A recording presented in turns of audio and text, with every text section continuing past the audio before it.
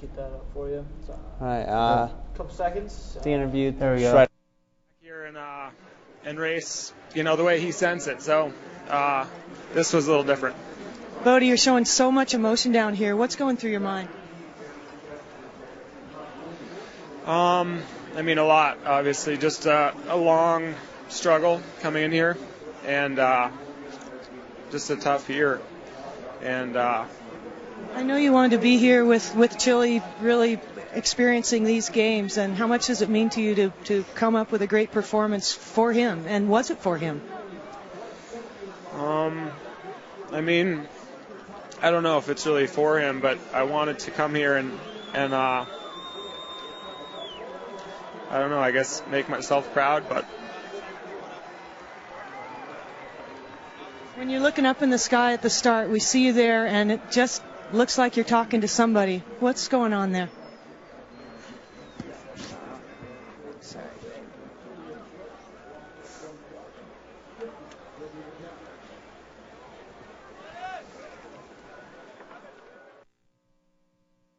There you have it. That was. So he had lost his pushed it. brother, and that's what it was. Yeah. So Yeah. that's the question. Did this reporter go too far? She was. It was like. It was a very personal question, but I don't know if it was way far. Every athlete has their own trials. Yeah. And not only in their life, but in the sport as well. And it's how you overcome them. That's how you know you're the best. Well, everyone has trials. That's a very touchy subject to touch on. If he just lost his brother in this last year, obviously he's gonna want to do good and be like, oh, it's for my brother. But he didn't even say it was for him. But you're right.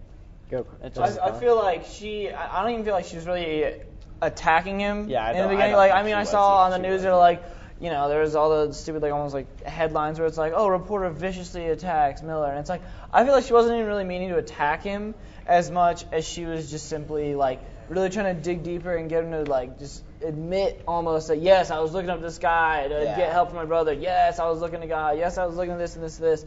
I feel like she was just really trying to dig that out, and the more she dug in and not trying to be offensive with it, it just kind of ended up all coming out that way and just was too much. But it's still. I think the problem. I don't think asking the question in the first place is a problem because that's kind of a cool story to be like, yeah, I won a medal. Overcome adversity. Overcoming adversity, things like that. But it was the fact that it was 5-6 questions. I felt like she just went too far and was just looking so hard for a good story that it just ended up. When obviously he kind of put up his wall. You could tell he was kind of he was putting up a wall of shying defense away from her a little bit, and then she just kept. It just went a little too far for him. It's just personal preference. In no way, some people intensive. might have been able to handle that and been like, yes, it's for my brother, and just finish it. But it was just him. I guess for he just him couldn't. it was just too much. It was just too much for him.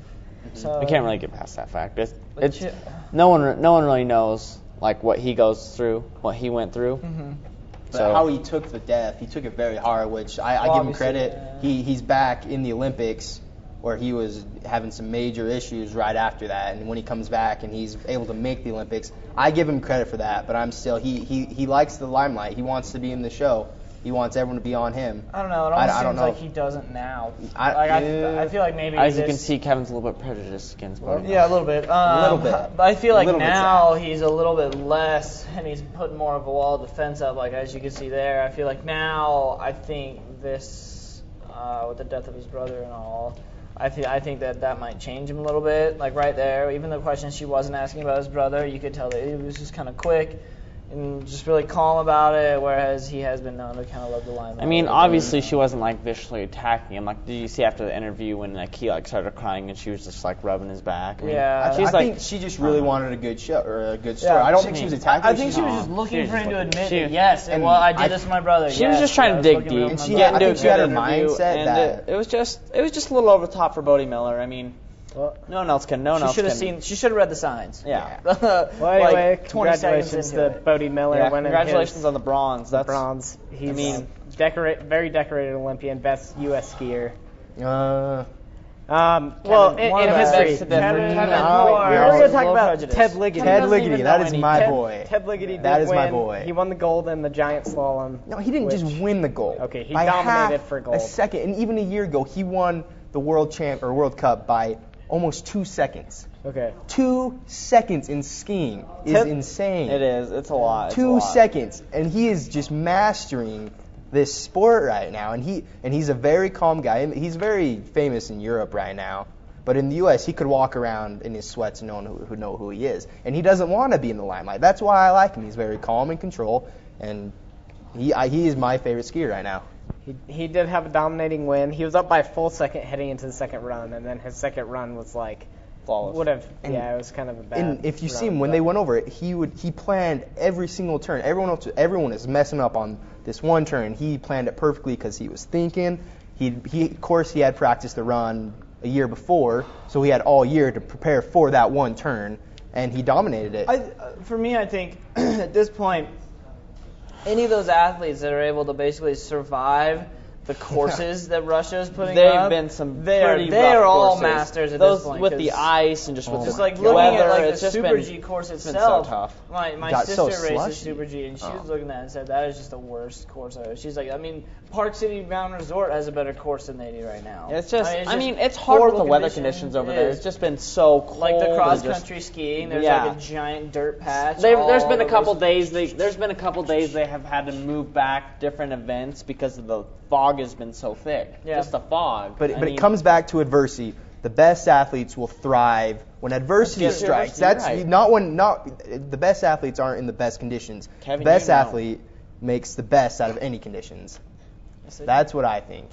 And which most of them are, you know. I I mean, agree with you. I don't mean to really pound on Shaun White Shaun here, White. but like he kind of wussed out on slopestyle just because he didn't. I mean, and yes, he was looking for his third gold medal in half pipe. Straight half pipe. In a row. Like, so I guess I could understand him being like, this is a little bit too dangerous. That's big. But I still feel like I wonder for him if he thinks like every day, like, man, I wonder if I would have done slopestyle and taken gold because I now hope he I took does. fourth. I mean, I bet it. I hope he would does. be. I bet he on, ponders man.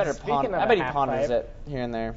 Skiing half pipe. Did you was, see it that was, half It was pipe? the beginning. It was the very first time skiers have had half pipe in the Olympics. And David Wise from the U.S., he takes gold. And he had an incredible run. And we actually have a video of his run and the tricks that he pulled, if we could get that. It was pretty good. I mean, I'll give him the incredible. I'm glad they finally have ski half pipe. I know. All right, so here it is. All right. This guy's a monster. On one. Sorry, it's a little choppy. The pipe definitely was slushy. You could tell. Yeah, you can like see this like rain. Still on got the up camera. 10 feet. He got his right time 900 tail grab. I think his last trick is the one that I really want to pay attention to. And, I mean, the thing that's cool about the skiers, they can go switch, which is always cool. That's pretty cool. No, but there's so many amazing skiers wrecked on this course. Right. The right side double cork 1260, that is the trick that won him he was able to land it, and the Canadian that went after him was not able to.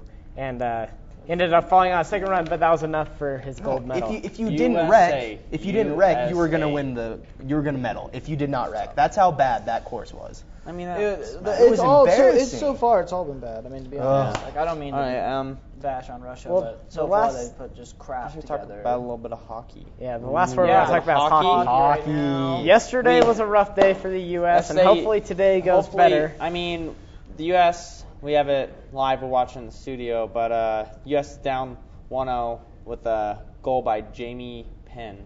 With Ben. One more period to go. And they're in the last period, USA's down. I mean, TJ Oshie really came out of nowhere, barely made the team for USA, and then has a big game versus Russia. We get the shootout, we beat them, we get the 2 seed going in, and I got a tough game right now with Canada. Let's pray for our boys right now. America. Sweden moves on to the gold medal game. They beat Finland 2-1. So if we can get past Canada, if we can get past Canada, I think we can beat we beat Sweden. I mean, they're a very good hockey team, but I think we are better than them. We can't lose both hockey games to Canada. I know, we lost the gold medal in women's Personally, yesterday.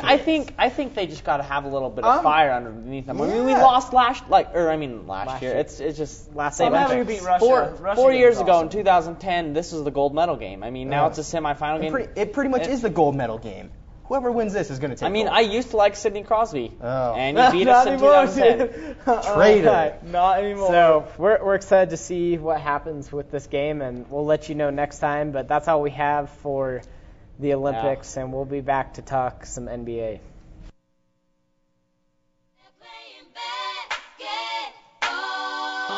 All around the world. To the beach, y'all. Let's go. All around the world. Y'all know this is so that. To the beach, y'all.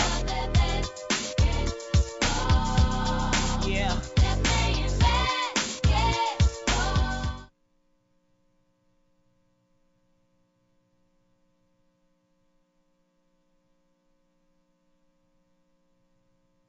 You know, we're here to talk some NBA. We're just getting settled here, I guess. Yeah, had a short time frame, but but The Olympics. Now that they're wrapping up, it's moving on to the NBA, and that's kind of the finishing point of our sports year. So yeah, kind of the main thing that's left. But we got Dave on with us to talk a little bit All-Star Weekend and also the trade deadline and a few other things. So let's bring it on, Dave. All right. So yeah, the trade deadline was it yesterday? Yes. Yeah, it was yesterday. So also last weekend was All-Star Weekend. Mm-hmm. So pretty much we had Damian Lillard and Trey Burke winning the skills challenge.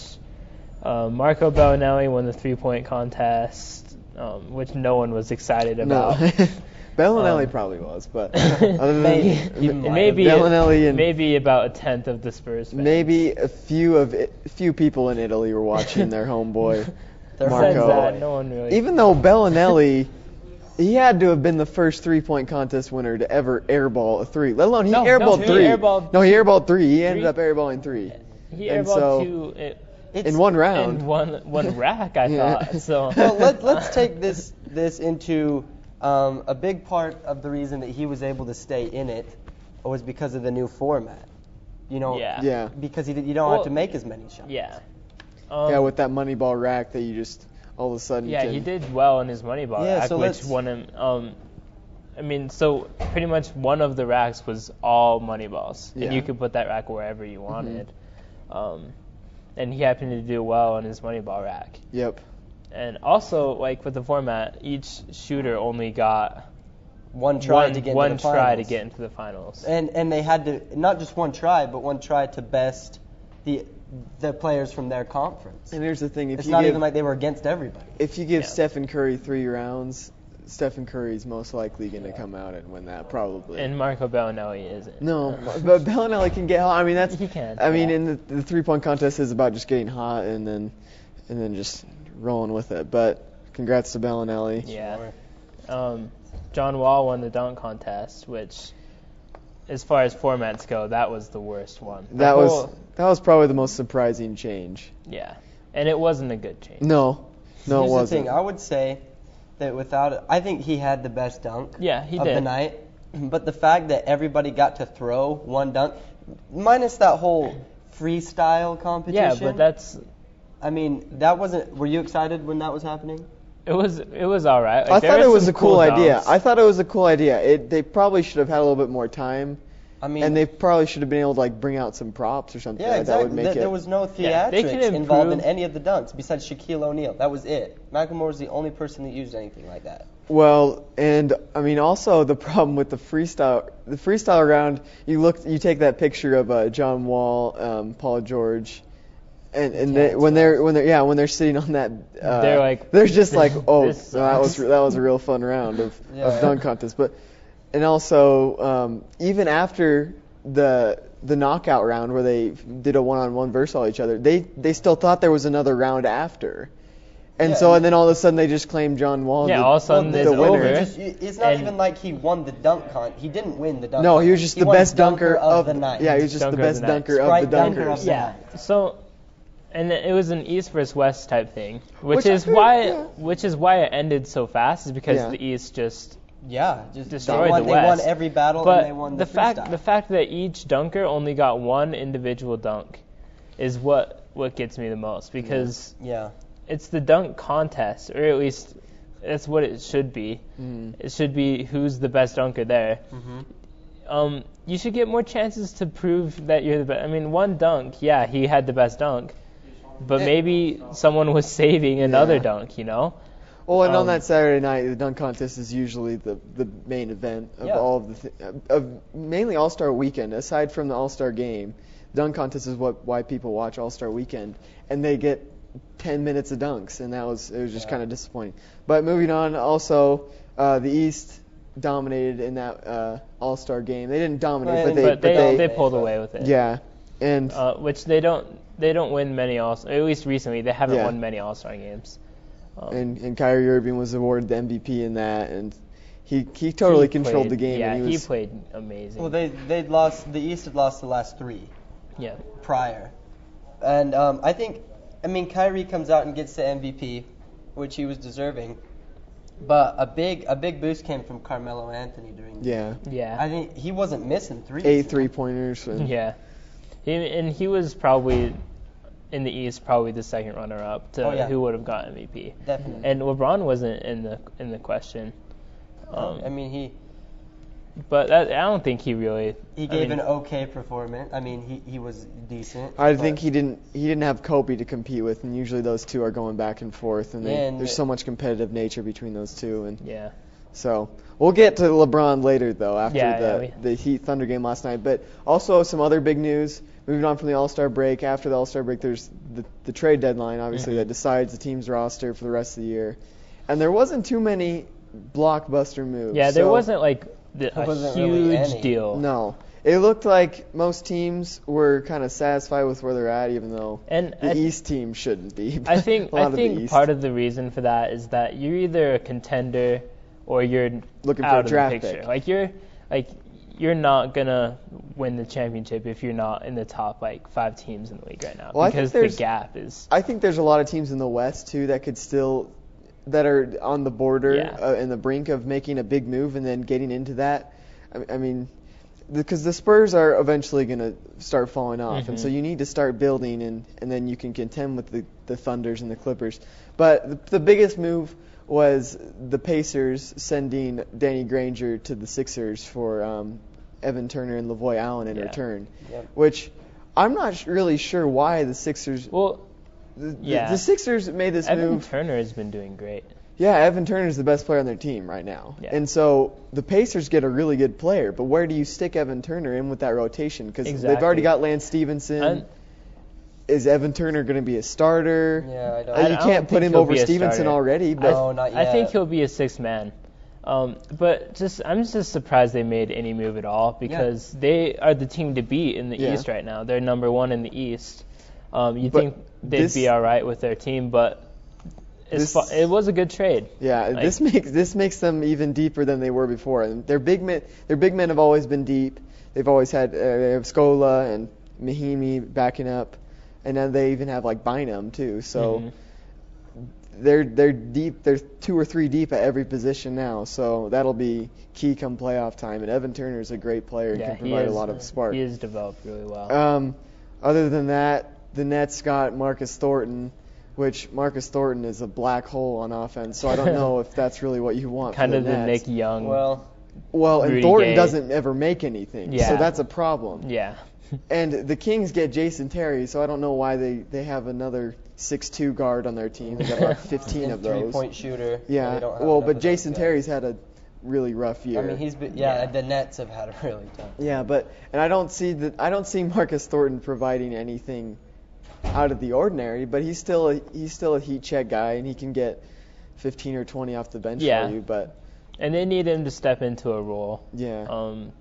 They need with all the veterans on the team. I think they'll keep him in order. Kind of tell him what they need out of him. And he needs that. The Warriors also got Steve Blake somehow, and they sent Marshawn Brooks to the Lakers. Yeah. Which, this is interesting because there were a lot of comparisons when Marshawn Brooks was coming out of college from Providence. He scored 52 in a game in his senior year, and then he was drafted to the Nets, had a really good, solid rookie year with the Nets. Yeah, had a good rookie year. And a lot of people were starting to draw Kobe comparisons early on. But Brooks has a lot of potential, and I see that. That's a pretty good move for the Lakers. Yeah, it's a good trade for the Lakers. I mean, Nick Young's a good scorer there too, but Nick Young is strictly a scorer. So I think Marshawn Brooks could develop into something pretty great there. And that just adds on to all of the young players that the Lakers have right now. They just got in this offseason. They just went and got tons of young up and coming players on 1-year contracts because I'm not sure if they're kind of waiting for this next offseason to kind of make a big move or if they're just rebuilding. But regardless of what they're trying to do, Kobe Bryant was not happy about Steve Blake getting moved. He came out and he voiced his opinion. They said, "How do you feel about Steve Blake?" And he said he was not okay with it. So, I mean, obviously, he's still on the roster. He's not playing. You know, he's still their franchise guy there, and he's coming out and saying that he's not at all happy with what the Lakers decided to do with Steve Blake. Yeah. Well, I don't think Kobe's happy with anything the Lakers are trying to do because, I mean, he's got 2 or 3 good years left. And so since then, or moving on, I don't know. The Lakers, you can't see much future other than them bringing in a guy like Carmelo or Kevin Love. They're going to have to which restart. Is what they're all. But I don't know how you would bring one of those guys to LA because it's not really looking like a very desirable place to play there. I mean, even Kevin Love came out. Even Kevin Love came out and he said that Minnesota is a better place to play than Los Angeles. But LA's always got that. I mean, they're a giant market, you know, and the location. They're in LA, and it's the awe of being a Laker. I don't think they'll have problems bringing people to and potential there. It's just working. We've seen it before where teams have just made huge moves in the offseason and instantly. The Heat did it because before that they weren't a contender at all. Not even close.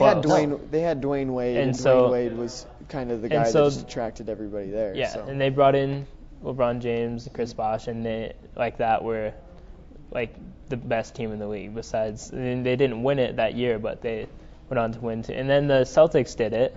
Yeah. When they brought in Kevin Garnett and Ray Allen. Oh yeah, Ray Allen. They won the title the following year. So just because they don't have a good team right now, they can always make huge moves in the offseason. Yeah, and that's what they're going to do because they're not going to want to be sitting at the bottom of the league. They're going to get a draft pick this year, and that could completely turn a franchise around with this upcoming draft.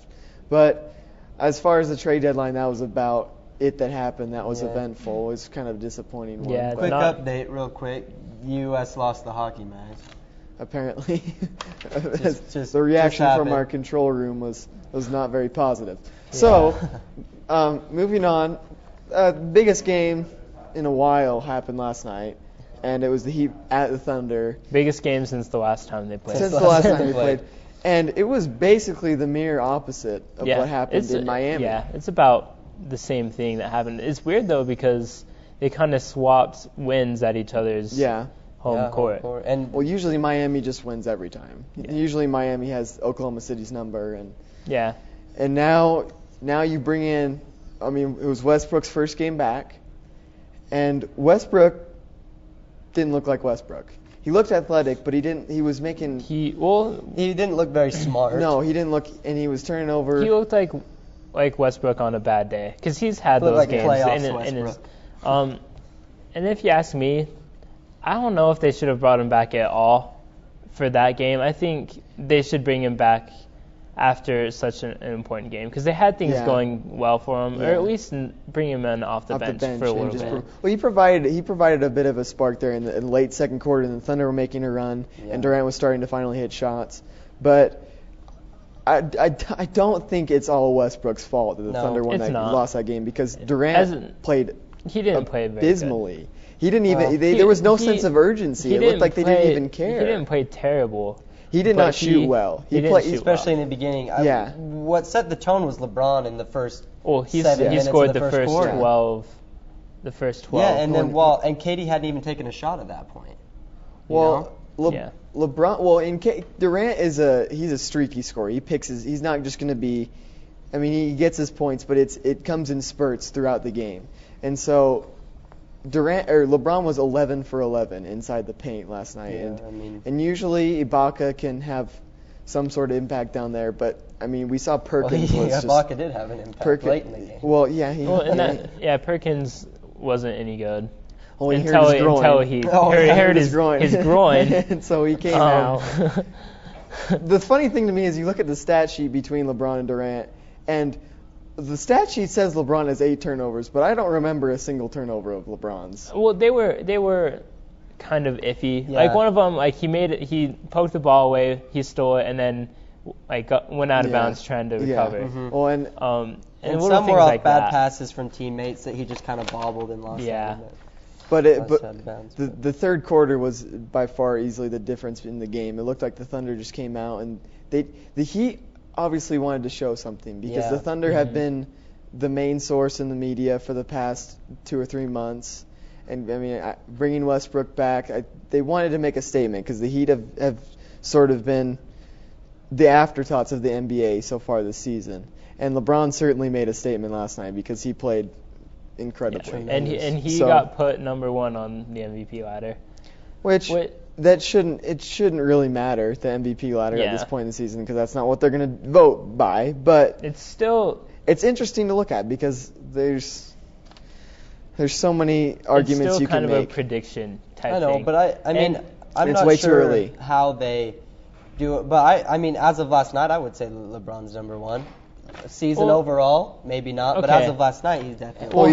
He was the best player in the league. I don't know how for one night. Well, and he's for had one night he had 42 the other night. And his past 4 or 5 games have been great. Durant had scored 40-point games. Yeah, I know. I'm not discrediting that at all. I'm just saying when they come out with the new rankings, they just update it as they go. So as of most recent, LeBron's played better than Kevin Durant as of recently. Yeah. Well, and there's still so much season. There's season left, and there's season that's already happened. That KD's done amazing. Obviously, the beginning of this year. The first half of the season has to go to Durant, but it doesn't even matter. And I mean, playoff time is what's gonna determine the most, like leading up to the playoffs. When teams get settled into and head to head is important when 2 MVP caliber players. And LeBron outplayed him last night. There's no question about that. He scored 5 more points, but he did it much more efficiently. Yeah. But in reality, Durant is averaging 5 more points a game, and he does have that better record, the better team record. Yes. So they both put up a really good case. It's obvious no one else is going to win MVP than those two. But so it just comes down to how they finish the season. But let's talk more about that game last night, because what I saw was his Wade once again looked like Wade. Yeah, he played. He always seems to step up in the big games that they need him to. He always plays his worst when they're playing the Bucks or they're playing the which the is Jazz. why they'll sometimes drop to those lower teams. And I think Chris Bosh has looked. This has been his best year since the Heat have formed their big 3. And he's shooting a career high from the 3-point line. Yeah, and he's playing. He's a lot more physical than he was last year. That's always been the knock on him, is that he's just been a jump shooter. Well, I think part of that is the flop changes. That could have something to do with it. And then LeBron certainly was tired of hearing all the things about Durant, and so he certainly showed up. Anything that people had to say about Durant last night. So we'll see moving forward with what happens with the MVP ladder. But more importantly, it's going to come down to who's winning a championship. Yeah. So in comparison, an NBA championship is much more important to these two guys, to these players. Definitely. Especially Kevin Durant, who hasn't gotten the ring yet. And he's putting up these crazy numbers, but if he finishes his career and he doesn't have a championship, or he only has 1 championship, then he isn't going to go down as an all-time great. Well, he'll probably be still great because you still look at guys like Charles Barkley and stuff. But another game that happened last night was Golden State versus Houston. That was a great game. Which was a great game. And Harden and Curry kind of went back and forth there at the end. Hitting Jermaine O'Neal came out of nowhere and Throwback Thursday resurrects his career. Throwback Thursday for Jermaine O'Neal. He played. Well, it was his block. That was about it. Yeah, but he still played 30 minutes. Yeah. And for a guy his age, he's probably going to sit until the playoffs now. They've got to preserve his body, maybe freeze it. Yeah. So put him on ice. But the Warriors are in the 7th seed still somehow. They just passed Dallas last night with that win. Mm-hmm. And we got to look forward to moving on now that the trade deadline's passed and All-Star weekends, because this is where the competition heats up. This is the home stretch for all the teams. And Phoenix is still in there sitting at the 6th spot. Which is huge. How does that happen? At the start of the season, they were predicted to be 15th in the West. Yeah, they were very good. They were predicted to be bottom of the league. But overall, I don't think there's really anybody that can kick them out besides Memphis, which they finally have Conley back healthy and stuff. And so I don't know. It'll be interesting to see where Phoenix ends up with their core of Dragic and Bledsoe, and Gerald Green has come on recently. He has been great. And so I'd like to hanging in there. The Warriors and the Rockets in a playoff series. That would be interesting. If it's anything like the game last night, or maybe possibly the 3 and 6. 6, yeah. The Blazers have dropped down to 5th. Yes. So. Well, that's the competition's so tight there that and there's still so much season left to be played. Well, there's still like a game within 3rd place, but right now they're in 5th. And so really anything can really happen in that. In the East, it's not so much. It's the top 2 teams, and then a 10-game difference. And Miami's Miami still is. Their record is better than it was last year at this point in the season. Yeah. And people have been saying all year long that Miami has no sense of urgency and they're just kind of coasting, and it's amazing to me that they can still because they do look like they're coasting, but they're still winning all these games. Obviously, the East is as weak as it's been in a very long time. Yeah, with 2 very good teams. But which Miami, is why there's a huge gap. Miami tends to beat the teams that they need to beat. They tend to beat the elite of the West, and then they seem to lose versus the teams like Washington. And then the Utah Jazz. Yes, so the Utah Jazz. I think that's about all that we have for the NBA, though. So. Yep. Shout out to Toronto for staying in the 3rd spot. They're playing well. And that's the only shout out Toronto will and shout out to DeMar DeRozan being 8th on the MVP race. Well, and he was in the All-Star game, which is his first All-Star game. You look back at this. You're going to look back in history, and you're going to see that DeMar DeRozan was in the All-Star game for the East. It's just going to be kind of disappointing to see. I feel like I don't know. He's a young guy. Yep. Anyways, that's about all we'll have for the NBA look at it. So we'll take it to a quick commercial and then be right back with some college basketball.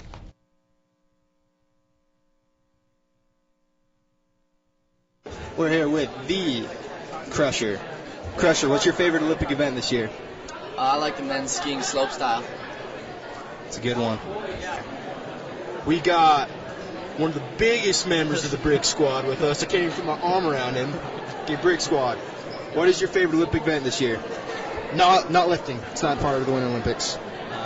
Shuffleboard. Shuffleboard. You mean curling? Yeah. Should I kiss him on the cheek?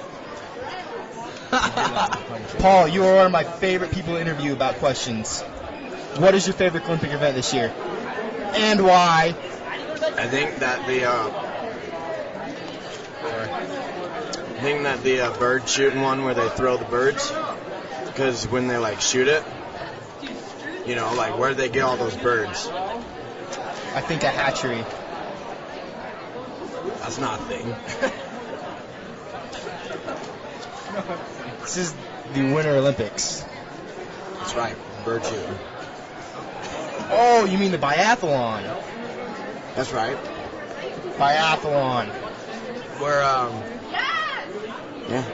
Biathlon. We're here in Sochi, Russia.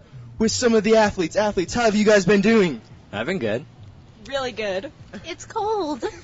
It is very cold in Sochi, let me tell you. You're part of the curling team.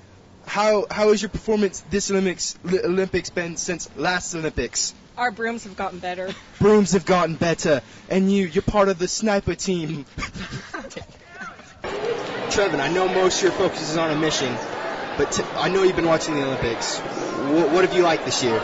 Well, I really like how they introduced slope style, snowboarding, and skiing. That's what you like to do, right? That's what I like to do, yeah. I snowboard. Slope style? Slope style, yeah. At Park City? At Park City. On the weekends? On the weekend. You're better than Bo? Yeah, 90, 40, 60, 90 of the time, I'm out there shredding 100% of the time. So, Siki Narnar, shred hard. Shred hard. We're here with Landon. Can I ask you a few questions? Sure.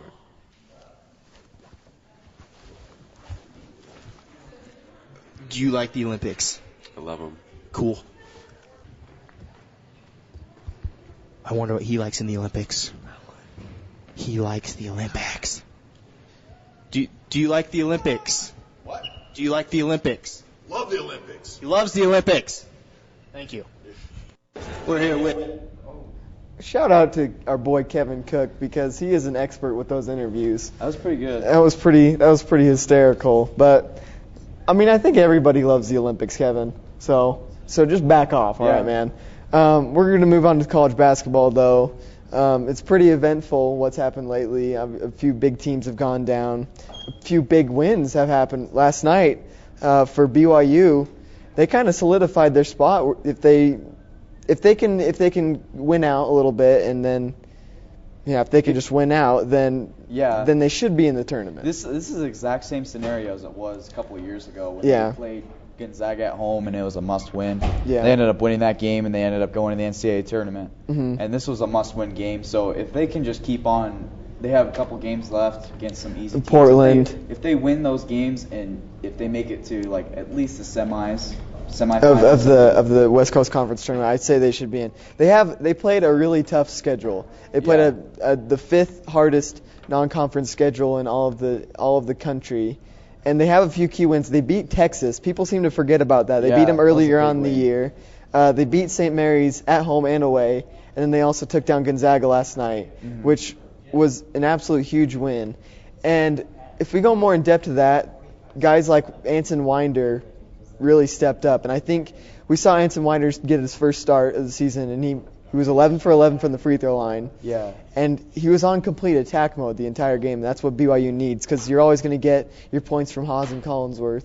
But there's always have to be those other guys that step in. And Mika played probably his best game of the season too. I would believe off the bench, which for the first time in his career. So that was interesting to see as well. And maybe Dave Rose needs to switch a few things up with the lineup. Yeah. I think Carlinos should still probably come off the bench because he comes in and provides a spark. But it was a good win for BYU last night. They're sitting at 19-10. Still, there were a couple tough losses early on in the year, but they look that they're sort of moving on from that. Another thing that happened recently was Rick Pitino came out and was talking about how he believes that social media has kind of poisoned athletes' minds and how he believes that athletes shouldn't use it. Do you think that athletes shouldn't use it? They should stay away from it? I think they can use it, but the problem is that athletes get They get too caught up with it. They kind of get offended. People will send them tweets and I don't know, say certain stuff, and then the athletes kind of take it offensive and they start. So I mean, I think athletes should use it, but not all the time. And we saw LeBron a couple years ago in the NBA playoffs just kind of dismiss it for the season. Yeah. And he certainly played a lot better. But I believe what Pitino says. I think that social media kind of can ruin their opinions of even players about them, and it can kind of ruin team chemistry. But another thing on social media was Marcus Smart the other day was criticizing an Oklahoma State blogger on Twitter, because the Oklahoma State blogger was kind of bagging on his team, and Marcus Smart called him out on that, which was interesting.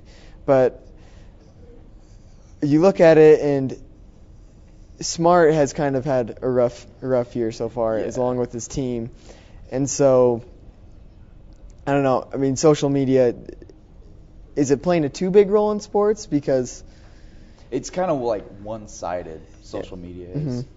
You can't really the things that the rumors go out and people just totally believe it. And you can't affect what people say. And you can't really switch it around. It's just one-sided. Yep. Moving on, the number 1 team in the country went down the other day to Boston probably College. The most surprising game of the season, because Syracuse has far and away looked like the best team, and Boston College, where does this even come from? Because they went into the Carrier Dome and they beat them in overtime, and Syracuse shot 30% from the field, so that's never going to get you a win. But still, it's versus Boston College, and their defense is so good. They're so strong on defense with that zone. But do you think Syracuse now has a weakness? It just shows that they can be beat. Yeah. Even by a Boston bad College. team. Yeah. It's just simple as that. And I think Syracuse almost needed a loss. I think every once in a while in the season, the team needs a loss to recognize we have some things to work restart, on.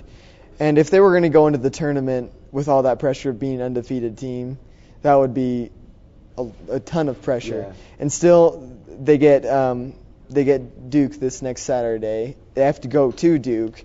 It was a terrific game at Syracuse last time they played. Mm-hmm. So that'll be interesting to see. And Duke is coming off a loss to North Carolina from last night. North Carolina played some really good defense of their own. They played a 1-3-1 zone that kind of completely changed Duke's mindset in that second half, and Duke just shot 36% in it. Yeah, and I heard this thing about Jabari. He didn't even touch the ball from 7 minutes left in the game to 2 minutes left in the game. Yeah. There's a 5-minute spread where he didn't even touch it. And that's where North Carolina started to pull away, and they look really good defensively lately, the Tar Heels do. And Parker still had a nice solid game. It had 17 points and 11 rebounds. But Duke, when they can't make three-pointers, they look totally inefficient. It's kind of like the Warriors in the NBA. It is. Well, Duke has Jabari Parker, though. Yeah, so, right. Some upcoming games for this Saturday is number 19 Texas at Kansas, and Texas has looked like probably the second best team in the Big 12 this year. And so if Texas beat Kansas at Texas last time they played. So we'll see how that one plays out. Syracuse also is going to Duke. Yeah, that's a good game. That's going to be a good game. My vote for the next best team is Florida, and they're going at Ole Miss this Saturday too. So let's see if Marshall Henderson can take down the Gators. So the Land Shark wants to take out the Gators. So. Yeah. All right.